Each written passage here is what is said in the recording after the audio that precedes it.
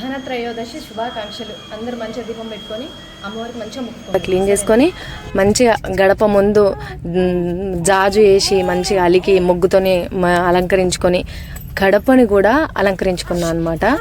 గడపని పూజించుకునే సంప్రదాయం ఒక్క మన తెలుగు రాష్ట్రాలలో మాత్రమే ఉన్నది. మనమే అమ్మవారిగా కొలిసి గడపను మంచిగా పూజించుకుంటాము.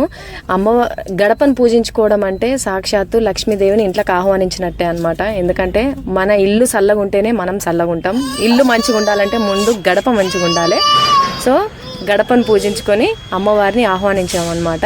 మన ఇంట్లో ఏ శుభకార్యాలు చేసినా, ఏ పండుగలు చేసినా, ఏ పబ్బతి చేసుకున్నా కూడా ముందుగా గడపకు పూజించుకోవడం అనేది ఫస్ట్ ఉండే పండుగ. ఇట్లా పెట్టుకొని పూలతో అలంకరించుకొని ఆ పూల మీద తమలపాకు పెట్టి తమలపాకు మీద కల్లుప్పు వేసుకోవాలి.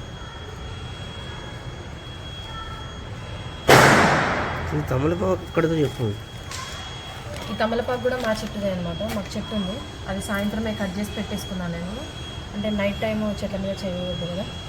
సో తమలపాకు మీద రాక్ సాల్ట్ వేసుకొని దాని మీద ఇగో దీపంకి ఇట్లా 4 దిక్కుల బొట్టు పెట్టుకొని 4 ఒత్తులతో పెట్టుకోవాలి. అంటే సామాన్యంగా మనం ఇంట్లో అయితే 2 ఒత్తులతోనే పెడతాం కదా దీపము, కానీ ఈ దీపానికి 4 సైడ్ ఒత్తులు పెట్టుకోవాలి.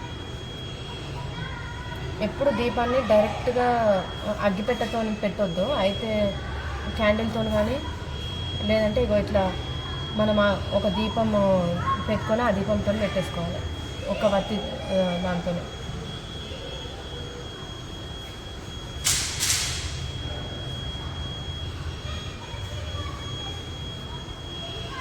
ఇప్పుడు వాడిన ఈ దీపాలు మళ్ళీ దేనికి వాడొద్దు అనమాట. ఈ పూజ కోసం వాడిన ఈ దీపాలు దేనికి కూడా వాడొద్దు.